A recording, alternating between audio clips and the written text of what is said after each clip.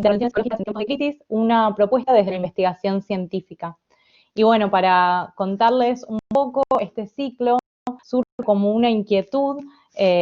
Bueno, yo soy Jessica Sánchez Beisel, soy docente de Neurociencias 1, 2 y 3, y también investigadora de la facultad, y junto con el doctor Jorge Mario Andró, que es el director del Instituto de Investigación y también titular de las materias de neurociencias, nos preguntamos, bueno, ante esta situación que está ocurriendo, este cambio que ocurrió en nuestras vidas tan abruptamente por el tema de la pandemia y de la cuarentena, ¿cómo podemos aportar herramientas de valor los psicólogos desde lo que venimos ya trabajando previamente antes de esta situación y desde las investigaciones que se vienen realizando?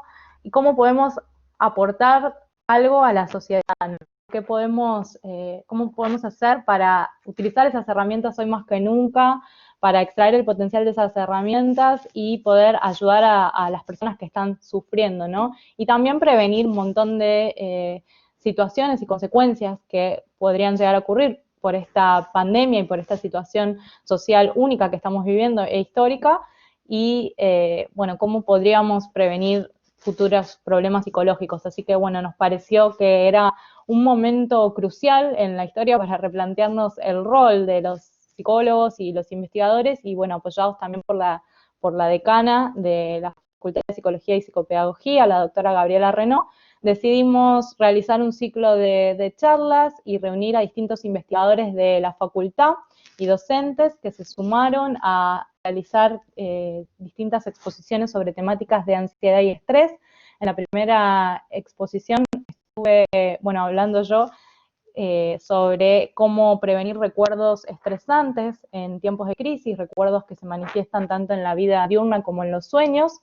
Y en la semana pasada tuvimos la segunda charla con el licenciado Lautaro Cirami, que nos habló sobre estrategias de afrontamiento del estrés, tanto laboral como académico, que bueno, también es un tema súper actual, ¿no? Y que fue sumamente valioso para todos nos llevamos muchos tips de esa charla. Y en el día de hoy, en esta tercera presentación, bueno, tengo el agrado, el placer y el agradecimiento de presentar a la doctora Mariam Holmes, quien decidió sumarse también a este ciclo, y ella es doctora en psicología, dedicada a la clínica, la docencia y la investigación de la psicoterapia orientada en mindfulness.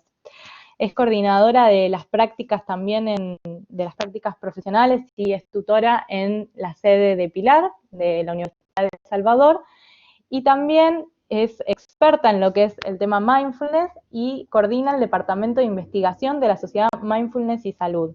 Y bueno, en el día de hoy nos va a describir cuáles son los mecanismos de acción de esta técnica, de esta práctica meditativa, y cómo podemos aplicarlo en nuestra vida cotidiana. María, por su parte, le doy pie para que inicie la presentación.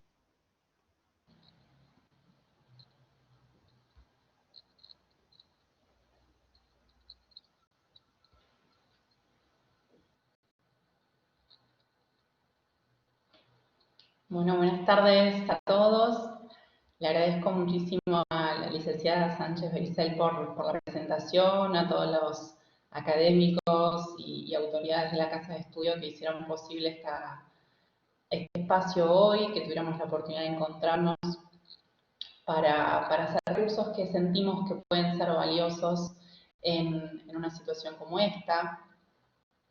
La invitación que me hicieron para participar y compartir cómo la práctica de mindfulness puede estar al servicio de profesionales de la salud y también de profesionales del ámbito de la educación. Tenía esta idea de que este espacio estaba también especialmente destinado a no solo profesionales de la salud, docentes de la casa y público general, sino también especialmente enfocado en directivos, docentes y miembros de los equipos de orientación escolar. Y considero que la práctica de mindfulness puede ser un excelente recurso que podamos poner primero al servicio de nuestra propia salud Y desde ahí, una vez que de alguna manera encarnamos esas cualidades de la práctica y la aplicamos en nosotros mismos, podemos también buscar, como es la intención de este encuentro, buscar estrategias para llevar esa práctica a las distintas áreas en las que nos desempeñemos profesionalmente, como un modo de nutrir y fortalecer esos procesos, ya sea de enseñanza-aprendizaje o procesos psicoterapéuticos si somos psicólogos o cualquier área de la salud. Y también de alguna manera arrimar este recurso a las personas que acuden a nosotros en las distintas áreas en las que nos estemos desempeñando.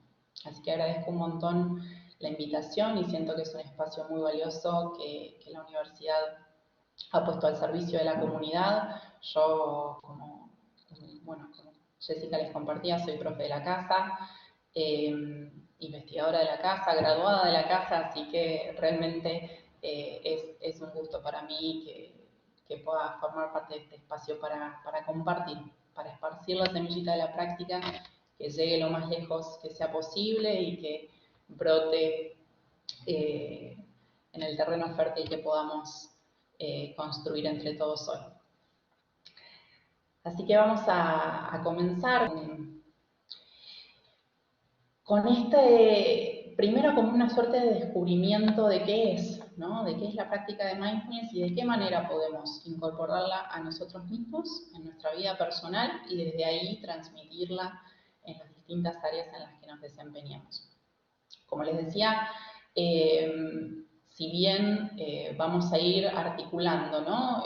Las aplicaciones de la práctica, independientemente de si seamos psicólogos, profesionales de la salud en general, pero también vamos a hablar específicamente de cómo esta práctica puede de alguna manera colarse dentro de las aulas.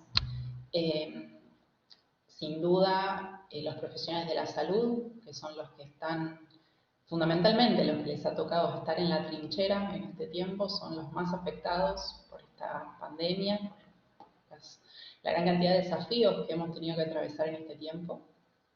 Pero bueno, esto es una opinión personal, pero considero que después de los profesionales de la salud, los educadores están teniendo un rol vital en este contexto, no solo por el desafío de la transformación de los procesos de enseñanza-aprendizaje y de alguna manera la puesta en marcha de un plan de continuidad pedagógica que permita a los alumnos de los distintos niveles continuar con su aprendizaje de sus casas. Hoy más que nunca los docentes están teniendo un rol de contención. Las aulas virtuales son casi como la ventanita al mundo de un montón de niños y de adolescentes y de estudiantes universitarios que desde sus casas están teniendo que sostener procesos que se llevaban en las aulas, en el mano a mano de lo presencial. Pero bueno, la transformación del medio no ha sido lo único que cambió, ¿no? Estamos totalmente de acuerdo que esto que comenzó siendo como una crisis estrictamente de salud física fue de a poquito convirtiéndose con el paso de las semanas en lo que podríamos llamar una crisis de salud mental también.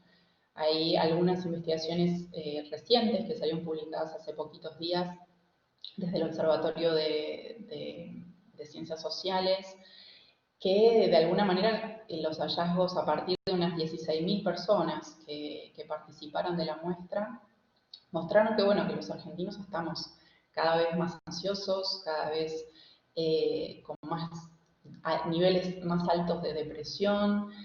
Empezó a aparecer una cuestión existencial también de pérdida de captación del sentido de la propia vida. Y un fenómeno bastante particular que fue que todos estos indicadores de sentimientos que son habitualmente disruptivos y estos conjuntos de emociones y cogniciones negativas, como decíamos, como la preocupación, la ansiedad, la incertidumbre y la pérdida de sentido de vida, fueron de aumento en aumento en cada uno de los estudios que formaron parte de esta investigación.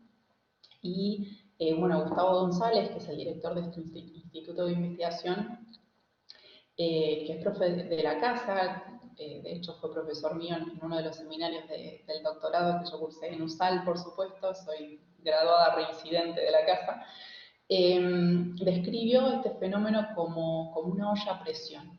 De algún modo, a medida que pasaban las semanas, todas esas cogniciones negativas iban de aumento en aumento, y sin duda todo esto es un llamado o una invitación a que destinemos más tiempo al cuidado de nosotros mismos y de los demás. Y este espacio tiene la intención de acercar la práctica de mindfulness como un recurso más que podemos sumar a este, de alguna manera, entramado de sostén y de recursos de autocuidado, primero hacia nosotros mismos, y de ayuda hacia los demás en las áreas en las que nos estemos desempeñando. Así que, ¿qué es mindfulness? Arranquemos por ahí.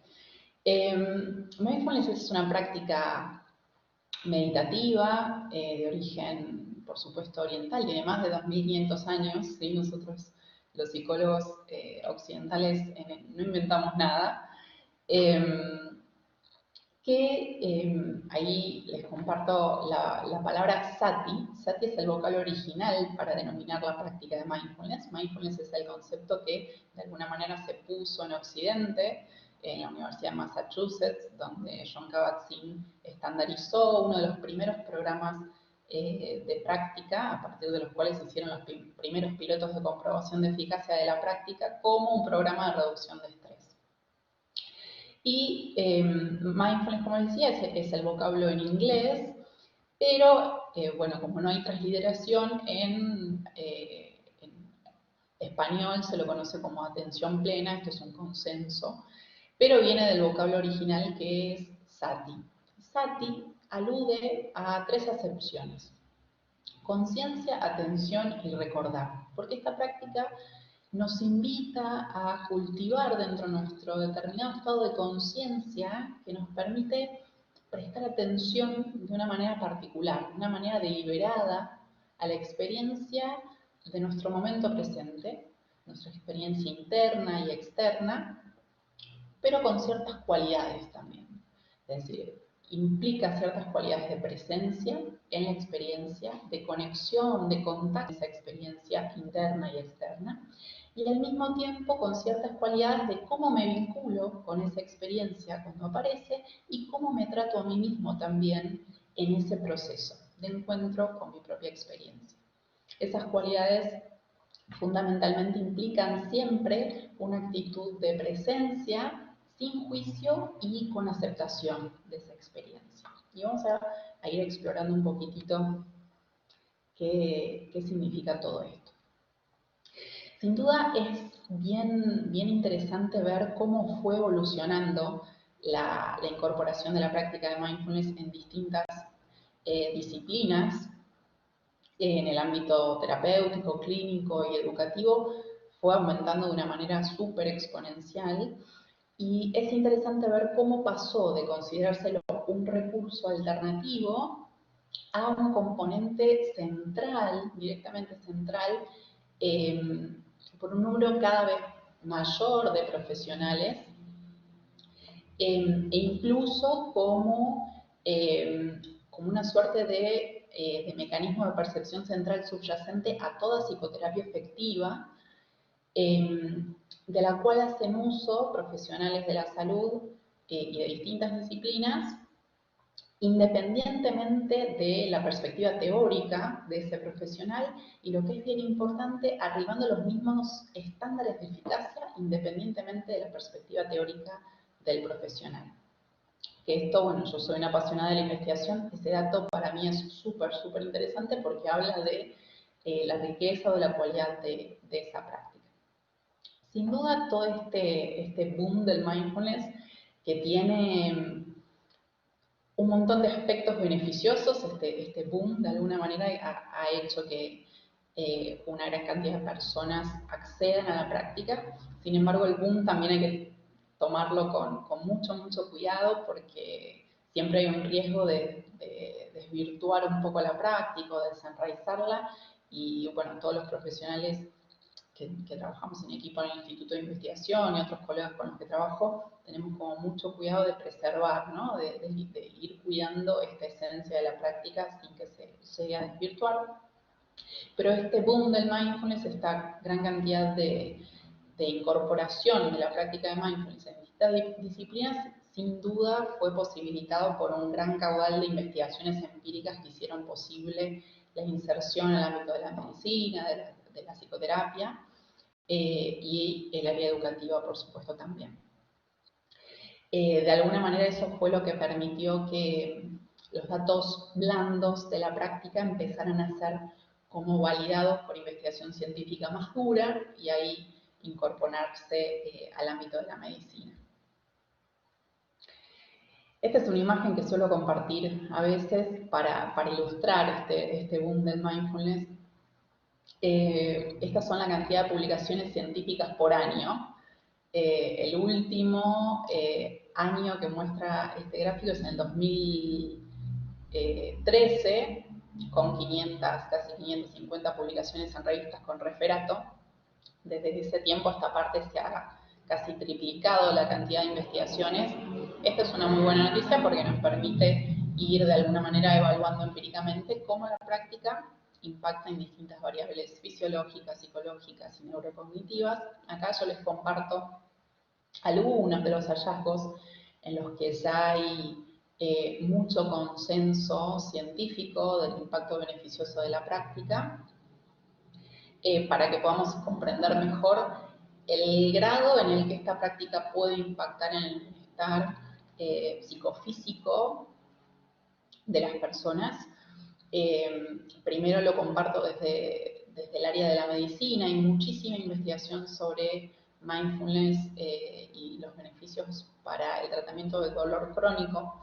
De hecho, una de las primeras investigaciones que se hicieron en Massachusetts fueron de mindfulness y el impacto en pacientes con dolor crónico, la activación fisiológica y la reducción de síntomas psicológicos en pacientes oncológicos. Nosotros hicimos, de hecho, una investigación desde Sociedad Mindfulness acerca de cómo impacta la práctica en pacientes oncológicos, en la captación del sentido de la vida de pacientes oncológicos y en la reducción del estrés, la ansiedad y la depresión. Hay mucha investigación acerca de cómo la práctica impacta en la estructura y el funcionamiento cerebral, es decir, una mayor densidad en el cuerpo calloso, lo que habla de una mayor integración interhemisférica, más densidad en la amígdala, que tiene que ver con una mayor autorregulación de las emociones, una mayor activación prefrontal izquierda que está vinculada a una respuesta más adaptativa y una mayor capacidad de resolver problemas, lo que nos viene muy bien en este contexto de pandemia. Mucho impacto en el funcionamiento inmunológico, por supuesto las variables del impacto del estrés, la depresión, síndrome metabólico, enfermedades cardiovasculares, etc. Hay mucha investigación sobre cómo impacta la práctica en el sistema inmunológico en pacientes con VIH, en esclerosis múltiple. Hay investigaciones muy interesantes sobre cómo impacta la práctica a nivel epigenético, es decir, en la cantidad de veces que una célula se reproduce, habla de la juventud de una célula y eso depende de la longitud de los telómeros. Y bueno, hicieron algunos estudios comparativos de grupos y vieron que los meditadores tenían los telómeros más largos, que de alguna manera, además de, siempre bromeo con esto de que además del artículo de difusión que se puede escribir con eso de mindfulness para no envejecer, es bien interesante cómo la práctica puede llegar a impactar a un nivel tan profundo. A mí me asombra realmente, no deja de asombrarme cómo hemos podido llegar a ese nivel de medición de las consecuencias de la práctica. Y además de los hallazgos de cómo impacta la práctica en aspectos que tienen que ver con la medicina, quería compartirles esta idea de cómo impacta la práctica en nosotros profesionales y en nuestra praxis profesional, ¿sí? Hay toda una línea que se llama praxis orientada en mindfulness, que se puede pensar de distintos lados. Es decir, está la psicoterapia orientada en mindfulness, la educación orientada en mindfulness, y todas esas áreas tienen distintos niveles de impacto, que ahora los vamos a compartir, y hay investigaciones en cada uno de ellos, es decir, cómo la práctica de mindfulness impacta en el profesional que practica, es decir, en sus propias variables que tienen que ver con su propio bienestar psicofísico, y cómo impacta la práctica del profesional en la relación que establece con sus alumnos, con sus pacientes, etc. Y también cómo impacta la práctica del profesional en los resultados obtenidos por los pacientes o por los alumnos, aun cuando ellos nunca practicaron en su vida, ¿sí?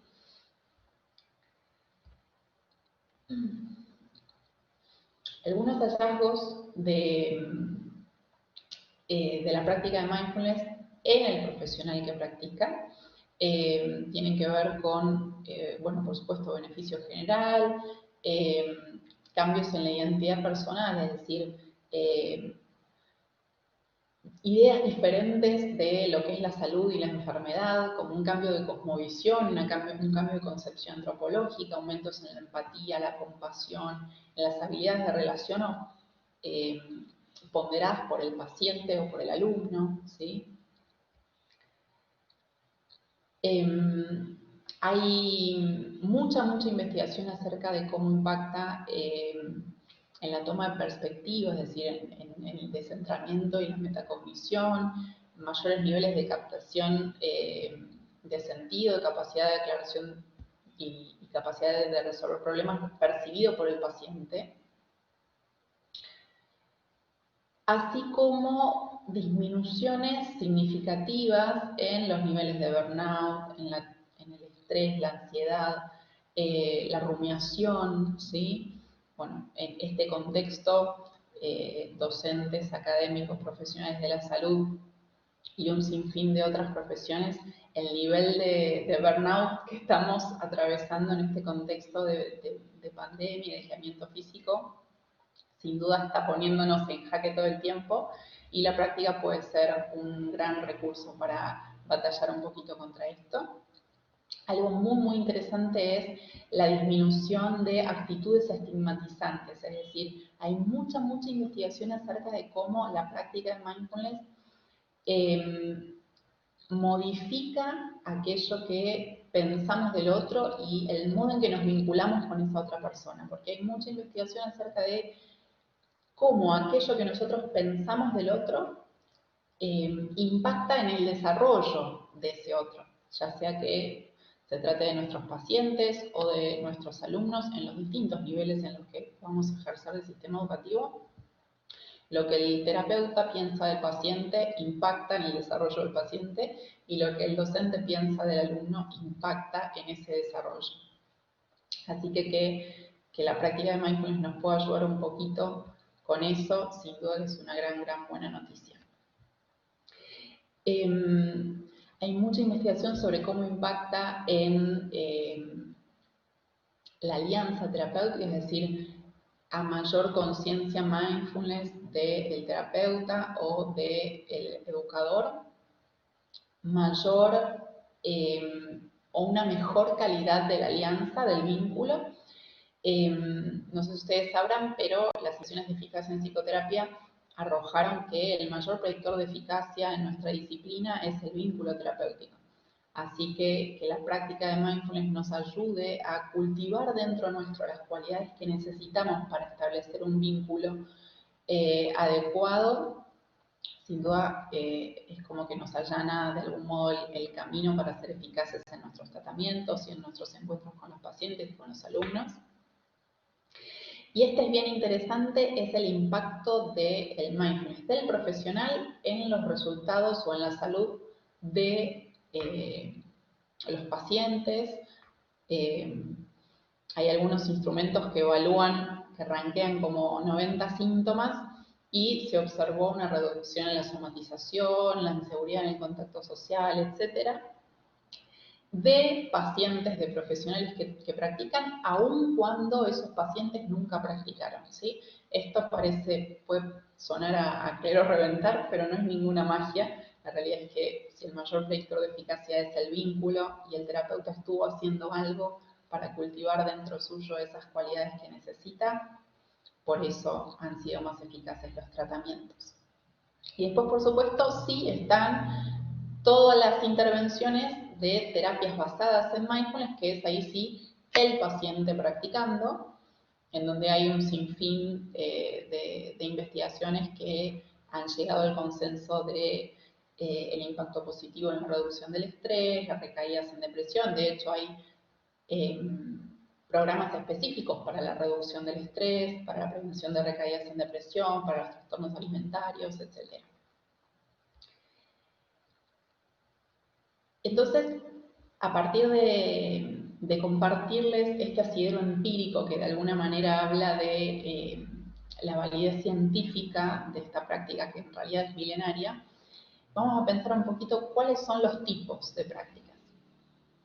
Si llegamos a tiempo vamos a practicar unos minutitos al cierre, pero como para comprender un poco hay distintos tipos. Están las prácticas de concentración, en donde podemos llevar la atención a un foco de atención, por ejemplo, como pueden ser las sensaciones físicas de nuestra respiración o las sensaciones físicas del resto del cuerpo, e ir cambiando ese foco de las sensaciones físicas a las emociones, a los pensamientos, a los sonidos. Esta parte de la práctica tiene esta intención de como aquietar un poquito los movimientos de la mente. Hay un libro bien interesante que se llama Entrenando al elefante blanco, que de alguna manera se alusiona a esta idea de que la mente es como una suerte de mono loco que va de rama en rama y que estamos todo el tiempo anticipando qué va a pasar y muy poco presente en realidad en aquello que estamos haciendo en este momento. Que, bueno, sin duda este contexto de incertidumbre ha intensificado aún más, ¿no? Si nosotros veníamos rumiando o veníamos un poco ansiosos, este contexto ha sido terreno fértil para que eso se nos active y se nos vaya un poquito por las nubes. Así que la práctica de mindfulness siempre tiene una entrada que es aquietar un poquito esos movimientos de la mente, porque necesitamos que de alguna manera se hagan un poquito más fuertes. Es decir, es como si lleváramos nuestra atención al gimnasio y pensáramos que la atención es un músculo que se puede entrenar.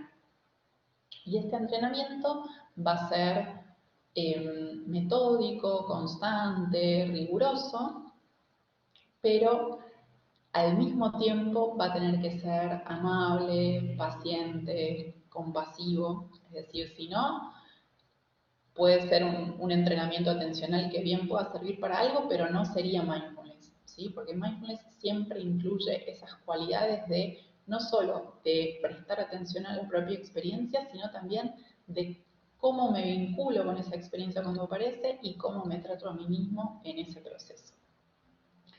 Después tenemos las prácticas de comprensión profunda o insight, que tienen que ver con una vez que nosotros tenemos esa posibilidad de llevar toda nuestra atención a un foco, a un determinado contenido de nuestra experiencia, además de ampliar ese estado de conciencia, recibir todos los aspectos de nuestra experiencia de la manera más ecuánime que podamos. Ecuánime quiere decir sin aferrarnos, sin hacer lo que hacemos habitualmente, que es aferrarnos a lo agradable y rechazar lo desagradable.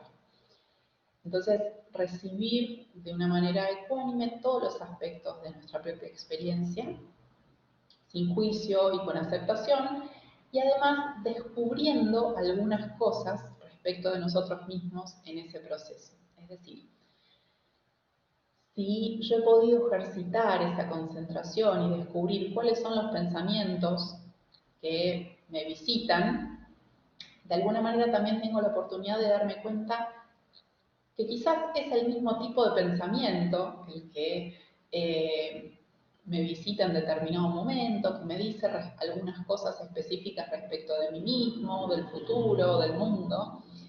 Y ese conjunto de pensamientos que nosotros le llamamos desde la terapia cognitiva tríada cognitiva, nos dan un montón de información acerca de nosotros mismos. Entonces la práctica en sí mismo se convierte en un enorme laboratorio para descubrir cosas acerca de nosotros mismos. Por eso, comprensión profunda o insight, ¿sí? Por la posibilidad de ver y de tomar conciencia de algunos aspectos de nosotros mismos. Esta toma de conciencia, este aumento de la autoconciencia es clave, ¿no? Porque si nos ponemos a pensar, es el gran objetivo de la psicoterapia, transformar la percatación en autoconciencia. Es decir, la percatación es eso que todos los animales tienen de escuchamos un ruido y paramos las antenas, esa es la percatación, es darnos cuenta que hay algo que puede estar amenazándonos. Y la autoconciencia es darnos cuenta que de eso que está ocurriendo, que eso que está pasando, tiene algo que ver conmigo. Y eso es lo que nos permite de alguna manera este aspecto de la práctica, el aumento de la autoconciencia, que es lo que sin duda abre la puerta para el cambio, ¿no? Y después están las prácticas generativas que apuntan al cultivo de determinados estados emocionales específicos, ¿sí? Ahí están las palabras en pali, que son metta, karuna, mudita y upeka, que parecen nombres raros, pero en realidad aluden a estas cualidades de amor incondicional, que es como una suerte de aceptación incondicional, la compasión, la alegría empática y la ecuanimidad. Nosotros desde la Facultad de Psicología hicimos investigaciones acerca de cómo impactaba la práctica en el desarrollo de la empatía de futuros psicoterapeutas, de la autocompasión, etc. La práctica puede tomar dos formas diferentes. Está la práctica formal, que son los periodos intensivos de práctica regular, me siento 10, 15, 20 minutos a practicar. Y después está lo que llamamos práctica informal, quiere decir llevar esas cualidades de conciencia a la vida cotidiana. Y esto es bien interesante, hay una frase de Kabat-Zinn que a mí me gusta mucho, que dice algo así como: la verdadera práctica empieza cuando nos levantamos del zafu. El zafu es un almohadoncito que a veces usamos para practicar, y me parece interesante tomar como esa definición de que en realidad nos sentamos para cultivar esas cualidades de conciencia dentro nuestro, pero que después ponemos en juego al momento que nos levantamos y nos tenemos que enfrentar con nuestra labor cotidiana, con la logística de la casa, con nuestros hijos, con nuestro empleo, con nuestros compañeros de trabajo, nuestros pacientes, alumnos, etc.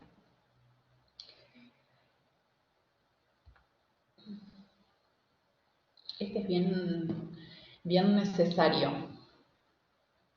¿Qué no es mindfulness? Me voy a tomar un momentito para que aclaremos todo aquello que no es, porque hay bastantes ideas erróneas.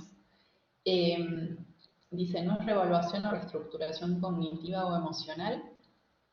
Quiere decir que no estamos buscando cambiar la estructura de esos pensamientos cuando aparecen, simplemente buscar un modo diferente de vincularnos con ese contenido mental, con ese suceso mental transitorio cuando aparece. Es decir, verlo como lo que es, un pensamiento, ¿sí? No vamos a estar intentando cambiar pensamientos negativos por pensamientos positivos, sabemos que eso no sirve para nada. Simplemente descubrimos una manera diferente de vincularnos con esas ideas que nos aparecen en la mente cuando aparecen. Por supuesto, no es poner la mente en blanco, tenemos esta idea del meditador así como un gurú con la mente en blanco. No es la intención práctica estar luchando contra los pensamientos, sino más bien a veces cuando la mente se aquieta y estamos un poquito más concentrados, puede ser que el tiempo entre un pensamiento y otro se extienda un poco y ocurran espacios de silencio interior, pero no es que vamos a estar intentando que los pensamientos desaparezcan.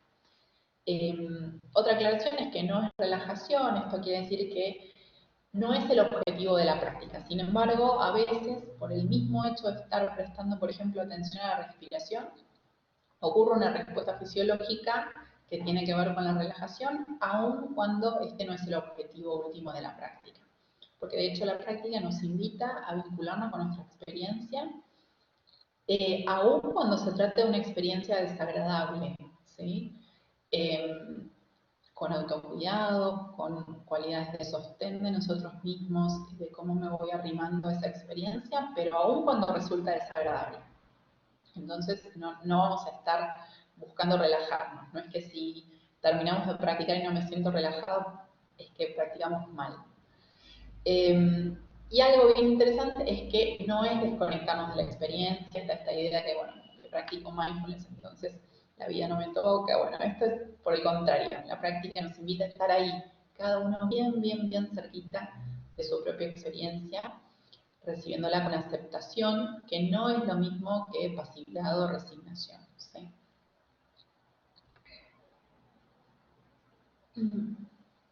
Y esto es lo que comentábamos recién de los distintos niveles, ¿sí?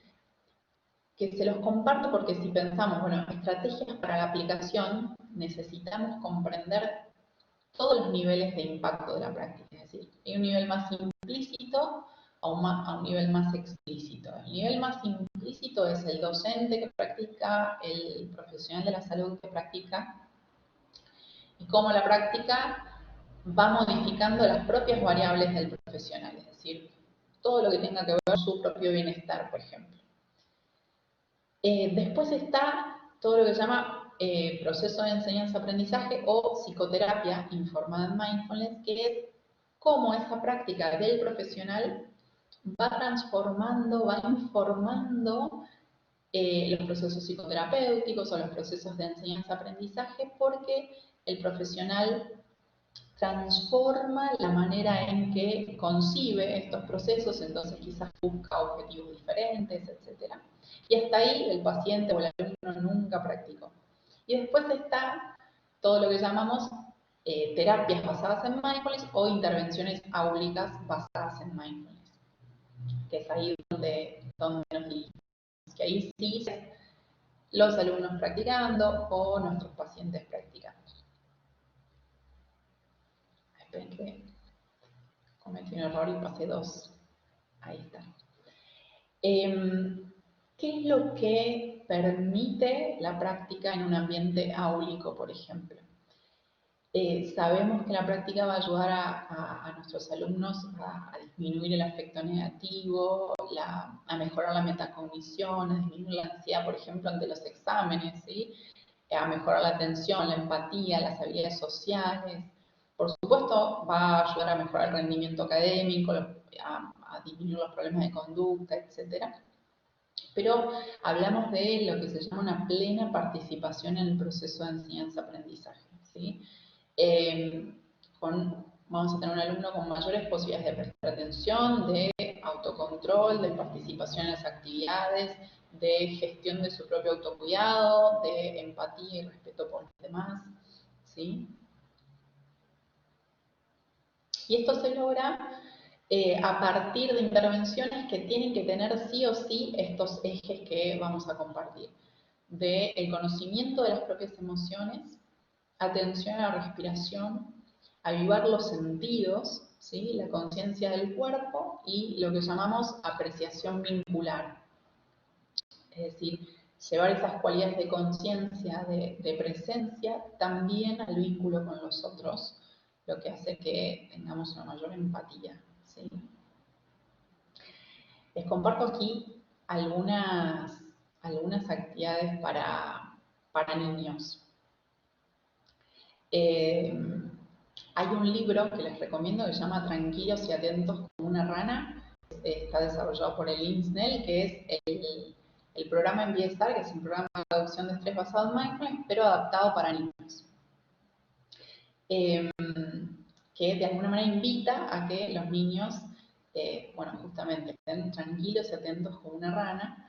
El rincón de la calma es, bueno, generar un espacio en el que el niño pueda, por ejemplo, prestar atención a la respiración, ¿sí?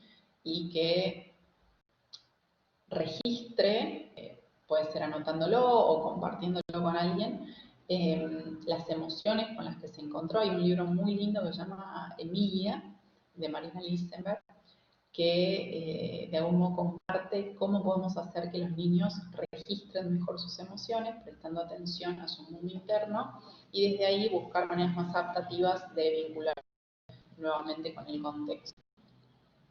Hay un juego muy lindo, muy divertido, que se llama Botón de la Pausa, que es invitarnos todos, nosotros y los niños, a respirar, respiro, pienso y actúo. Es decir, es una invitación a desactivar el piloto automático y de alguna manera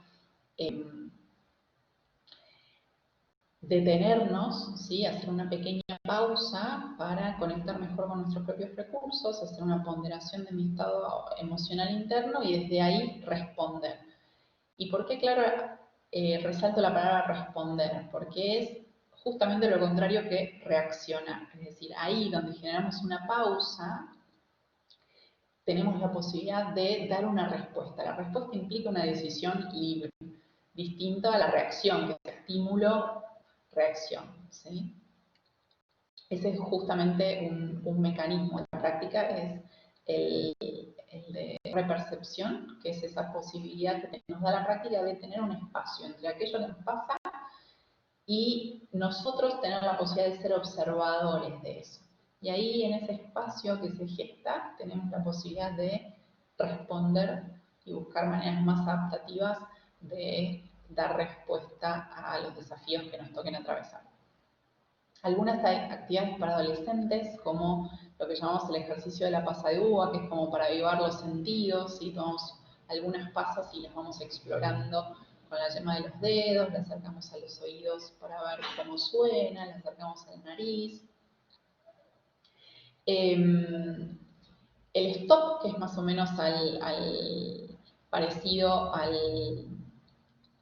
semáforo que les mostré recién para niños más pequeños. Stop es la sigla de stop, T de tomo perspectiva, observo, y P de procedo.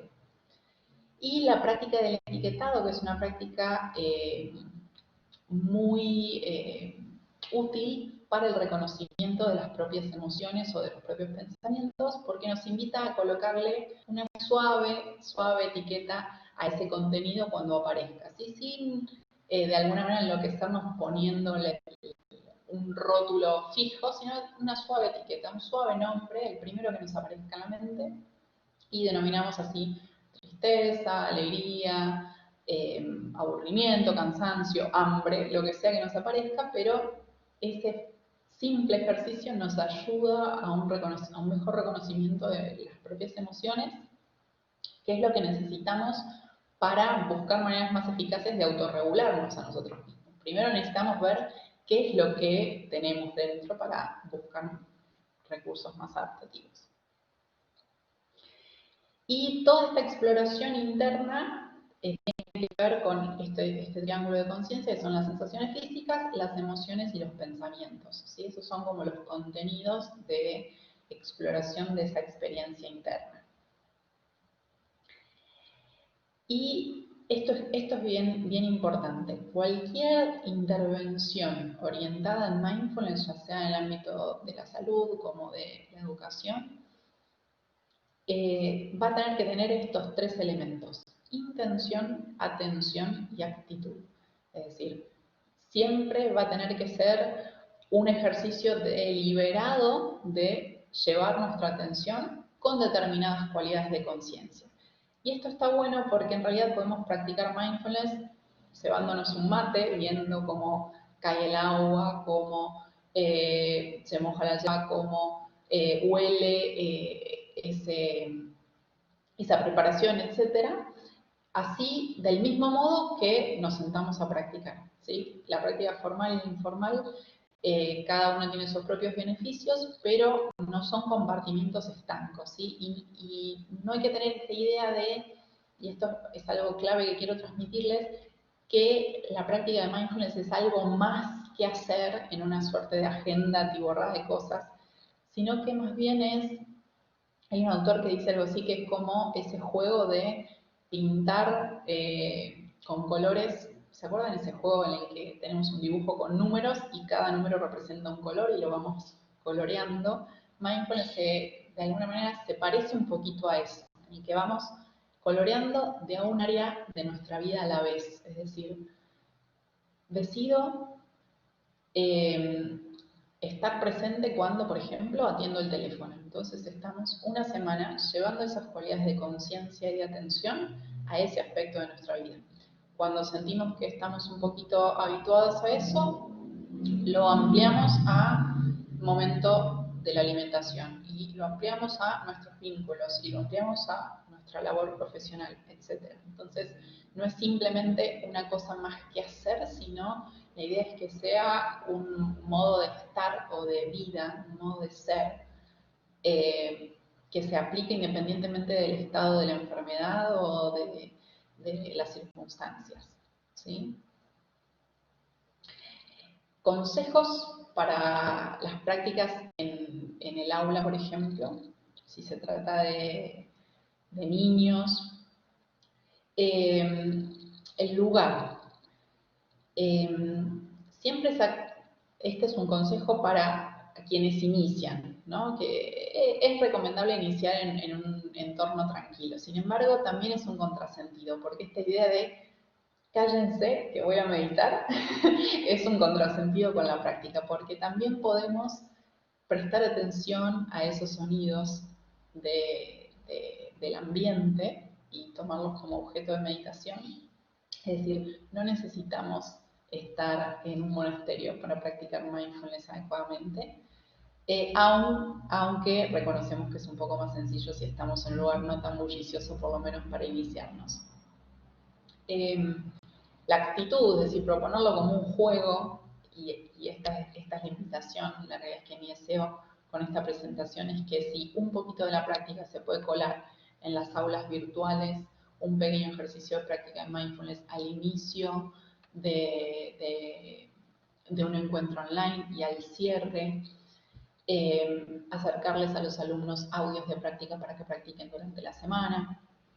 Es bien importante, por supuesto, la participación, es decir, nosotros tenemos que estar practicando, primero porque ejercemos el ejemplo, pero también porque está demostrado empíricamente que si el que guía no practica, no funciona.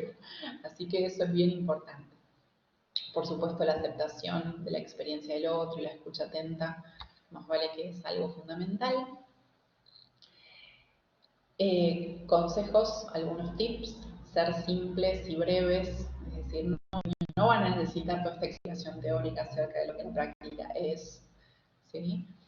Tenemos que practicar sin pretensión de resultados, ¿sí? No tenemos que sentarnos a practicar intentando llegar a algún lugar, sino que simplemente estar ahí sin intentar buscar determinado estado de conciencia o determinada situación física,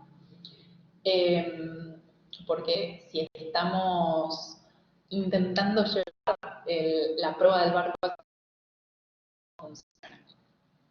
Y como tip, por supuesto, la dosificación de la práctica. En niños podríamos hablar de 1 minuto por año de vida, ¿sí? No vamos a sentar a un niño de preescolar 45 minutos a practicar, esto está más que claro. ¿Y cómo podríamos llevar la práctica a nuestra propia vida? ¿Sí? ¿Cómo iniciar una práctica personal? Estos son algunos consejos que a un autor llaman Christopher Germer. El primero es empezar con poco, es decir, no necesitamos que nuestra primera práctica sea de 45 minutos, una práctica formal. Hay una recomendación que es: empecemos con la prueba de los 3 minutos. Cualquiera puede hacer eso y no hay manera de que lo hagamos mal. Todos podemos ponernos como invitación, dedicar 3 minutos al día si se trata de una práctica formal, pero también esa intención de llevar esas cualidades de conciencia y de presencia a la experiencia de nuestra vida cotidiana.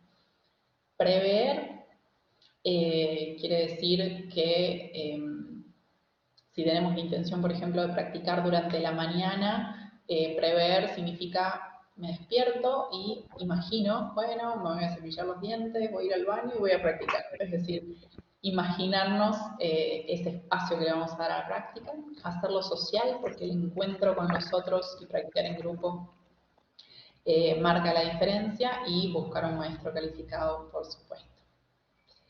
Esta es una reflexión en este tiempo. La mayor innovación que se necesita dentro del aula y del ámbito de la salud también es humana. Si hay algo que nos demostró todo este tiempo, es que el vínculo presencial y auténtico es insustituible, y que, bueno, que lo que nos va a hacer salir adelante es justamente potenciar esas cualidades de presencia auténtica en cada cosa que hagamos. Me apuré un poquito para llegar porque asumo que estamos ya en hora. No puedo ir a la última, no me deja. Acá hay algunos libros que después, si formo parte de su red, puedo compartir. Y abrimos, si quieren, mirando el espacio de preguntas, después 3 minutitos para practicar, si quieren una práctica puesta. Buenas tardes a todos. Marian, un placer escucharte. Te voy a hacer algunas preguntas que hicieron por el chat. Candela Cortés, buenas tardes. ¿En qué lugar se recomienda hacer el proceso de rincón de calma? ¿En qué lugar de la casa es la pregunta? En cualquier espacio. Puede ser, por eso se llama rincón, porque es acondicionar un pequeño espacio que el niño reconozca como ese lugar en el que, al que puede acudir para autorregularse emocionalmente. Ahí puede tener algún objeto que el niño utilice. Por ejemplo, a veces utilizamos un peluche que el niño se puede poner sobre el abdomen, y se llama como acunar pongámosle que sea el peluche de un conejo, acunar al conejo. Entonces el niño se acuesta y con el peluche sobre el vientre lo va acunando al vaivén de la respiración, y ese en sí mismo es el proceso. Digamos, el peluche es una excusa para que el niño lleve toda su atención a esas sensaciones físicas de la respiración. Cuando siente que pudo aquietar un poco su cuerpo y su mente, se siente libre de salir, y alguien lo recibe consultándole cómo se siente, cómo se sintió durante ese juego, qué emociones descubrió, qué encontró, y bueno, qué puedo hacer para vincularse con los demás o para proseguir con su tarea. A veces, nada, se había peleado con el hermano, entonces, bueno, ¿qué le quieres decir a tu hermano? Como una manera de moderar esa salida del rincón de la calma. Es decir, es una alternativa al time out o a la penitencia que a veces los padres o los docentes necesitan. En lugar de mandarlos en penitencia, que el niño cuente con un espacio de conexión consigo mismo que le permita autorregularse. Muchísimas gracias. Leticia Ávila pregunta, me gustaría si es posible que la expositora pueda darnos algunas estrategias que podamos trabajar al volver a las aulas. Soy docente de primaria. Al volver a las aulas presenciales, bueno, sería ideal que pudiéramos practicar. La invitación es que ojalá que podamos hacerlo desde ahora, ¿no? Hay algunos audios que pueden utilizar. Lo más sencillo es prestar atención a la respiración, porque es lo que de alguna manera tenemos más a mano. Está siempre ahí, funciona todo el tiempo que estamos vivos sin que nosotros tengamos que hacer absolutamente nada. Pero por eso les compartía esta presentación, porque lo que yo quería era que entendamos cómo es que la práctica se compone, ¿sí? Podemos hacer una práctica guiada, pero también podemos llevar esas cualidades de conciencia a lo que sea que estemos haciendo. Entonces me tomo un desayuno con atención plena, registrando las sensaciones de sabor, de la textura, de la temperatura, ¿sí? Algunas prácticas son la toma de conciencia de la respiración, el escaneo corporal, es decir, ir registrando las sensaciones físicas desde la coronilla hasta la planta de los pies o viceversa, ¿sí? Sin intentar cambiar nada, simplemente llevando atención a esas sensaciones físicas. Hay algunas prácticas en lo vincular, es decir, una persona, uno de los alumnos, por ejemplo, habla y el otro lo escucha sin intentar responder nada. Entonces, simplemente prestamos atención y recibimos ese mensaje sin estar buscando la respuesta.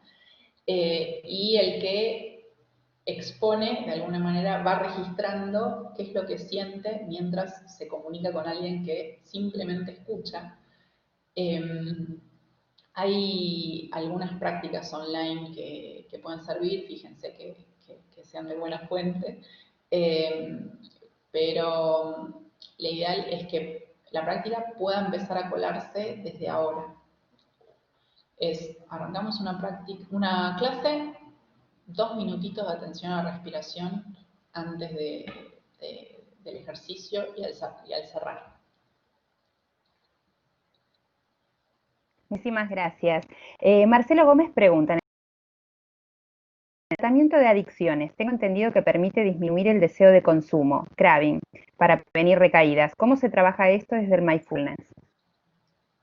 Sí, hay un programa específico de estos de 8 semanas. Los programas estandarizados de mindfulness consisten en 8 semanas de práctica. Es decir, el primer programa estandarizado fue el MBSR, Mindfulness Based Stress Reduction, que es el programa de reducción de estrés basado en mindfulness. De ahí se hizo una adaptación al que se llamó MBCT, que es el programa de recaídas en depresión, y de ahí se hicieron varias adaptaciones. Uno de ellos es para el tratamiento de adicciones, y la estructura es más o menos la misma, es encuentros semanales de 2 horas y media de práctica en grupo, más audios de práctica y guías de instrucciones de semana para práctica regular en el hogar, y una jornada intensiva de práctica que se hace entre la 6ª y la 7ª semana del programa. Y bueno, al igual que, por ejemplo, el programa específico para el tratamiento de los trastornos alimenticios, trabaja muchísimo con el reconocimiento de los propios impulsos y de ese momento de pausa en el que puedo tomar una decisión consciente en lugar de esa reacción de la que hablábamos. Hay muchas investigaciones muy interesantes al respecto. Así que nada, recomiendo que busquen esas investigaciones, que ahí incluso hay una publicación que ahora no me acuerdo del autor, pero es bien interesante y tiene mucho asidero empírico la práctica de mindfulness para el tratamiento de adicciones. Sí, no sé si le respondo la pregunta, pero... Bueno, creo que ha sido súper interesante. Ahí me paro sobre el tiempo que tenemos previsto, ¿no? Sí. Pero ha sido súper interesante, Mariam, tu presentación. Has hecho aportes muy constructivos. Digo, como papá, en casa, el secreto de Emilia es un texto que hemos trabajado con los chicos y que leemos y que se han entusiasmados, pero me parece que tenemos múltiples focos. Cuando pensamos en este ciclo, en este momento con la doctora Renaud y con Mario, a ver, justamente la intención era generar espacios para padres, para docentes. Creo que has hecho una síntesis interesantísima, ¿no? De aportes que podemos incorporar en el aula, pero comparto plenamente que en la casa es el primer lugar donde tenemos que abordarlo. Agradecido por tu tiempo, creo que has dejado un montón de pistas para todos los que te hemos escuchado. Los que están preguntando, la charla la vamos a compartir, la va a estar en el canal de YouTube de nuestra universidad, así que en breve estará disponible para todos y esperamos encontrarlos en el próximo encuentro. Gracias a todos, nuevamente gracias Mariam por tu disposición y esperemos encontrarlos nuevamente. Que tengan muy buenas tardes.